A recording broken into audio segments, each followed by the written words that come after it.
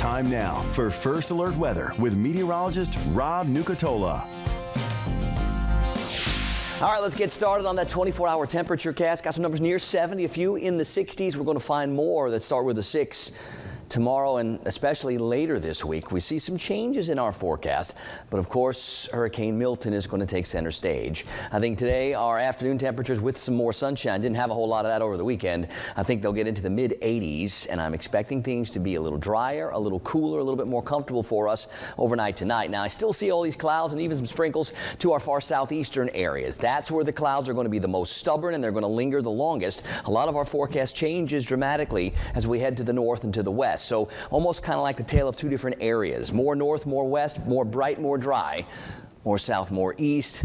More cloudy with still some lingering showers in the mix. We're going to get started this morning at 72 at the Tallahassee Airport. It's 73 in Valdosta and it's 70 in Thomasville. There is that breeze out of the northeast. Those dew point numbers are trying to finally start coming down a little bit, and all that leads us to some clearing, some drying, a little nicer feel to this forecast, I think, as we go into the day today. Up in Blakely at 66, Dothan, Alabama's at 68, Tifton, Homerville 69s, and then I see those 70s for Bainbridge and Quincy and Thomasville, 72 in Live Oak, and Perry's at 73 this morning. It will be a little breezy at times today. Nothing that's going to be crazy windy, but I do think you will notice and feel that breeze out of the northeast, maybe up to 10 or 13 or even 15 miles per hour. Because that breeze is there, because the air is trying to dry, I don't see a whole lot of fog. I don't expect we're going to find a whole lot of fog. Now, the Florida Peninsula has had a whole bunch of showers on the other side of this drier air. North and west is where all the dry air is. Higher pressure behind it's going to try to move on in, and I think this boundary that we're going to hear a bunch about helping to shoo Milton a little further to the east is going to be one of those things that doesn't necessarily do exactly what everyone thinks it's going to do. It will play a role. At some point, though, Milton is going to start moving a little bit more to the north and east, no matter what that boundary is doing or where it is. Now, in the upper part of the atmosphere, more of the systems that steer these tropical things, well, those are going to continue to shoo Milton off to the east. So it does feel like the storm itself will stay far enough to the south where our impacts around here minimal. We'll have to watch and see as it gets a little closer to the Florida Peninsula by Wednesday how far north it ends up going, because that does still keep some of our southeastern parts of the area just close enough. And those, of course, are the same areas that have had the most impacts from the previous storms. As we go through the futurecast today, tomorrow, you can see how the clouds are lingering across the peninsula and once you get south of I-10, but you can also see to the north and to the west the clear for today, for tonight, for tomorrow, even for parts of Wednesday, before the tropical system gets closer and closer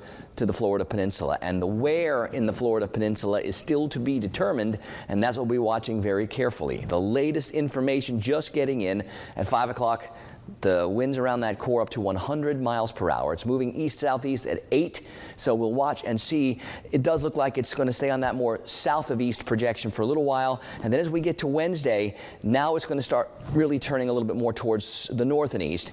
Feels like we're talking someplace in the central Florida Peninsula, someplace, but look how big that cone is as we get to maybe late Wednesday, early Thursday, and that means big rain, big wind, big surge for areas anywhere from like Marco Island all the way up to Cedar Key, and that's a large area again. The cone will be able to shrink. Got a pretty good consensus on how this should be moving, but little changes in direction now can mean big changes in where it ends up down the road. So there's still just a little bit of variability there.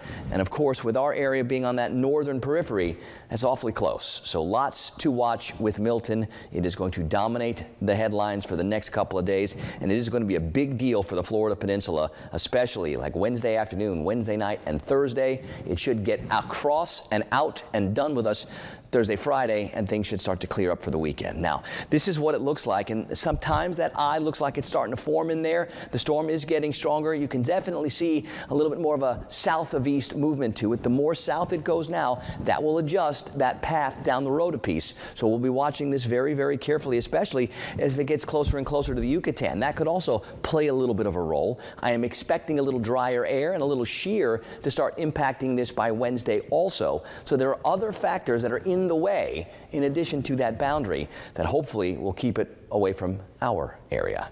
On the Gulf today, winds out of the northeast 12 to 22. It is going to be a little bit breezy out there. The clouds are going to be most stubborn farther to the south, and that's going to be the case for the next couple of days. I think a lot of us this morning get clearing. Now, coastal areas, the southeastern Big Bend, it's going to take a little longer to get any of that clearing. 60s and 70s for temperatures that become more like mid-80s with more sunshine. More clouds still to the south and to the southeast. Can't rule out a couple isolated sprinkles to the far southeast also. A lot of us, though, keep clearing, and some of that drier air tries to spill on in tonight, and that should allow temperatures in many spots to dip into the 60s. I think tomorrow, a little bit brighter still. Temperatures more mid to even upper 80s. I'm not sure we're going to get that warm, but I do think as we get to Wednesday, Thursday, the clouds start coming back, depending on how close to our area Milton ends up. And then notice what happens by Friday. We clear right back up again, and look where those temperatures go. I'm not saying we're going to get back to the 50-80 split, but it might be awfully nice next weekend.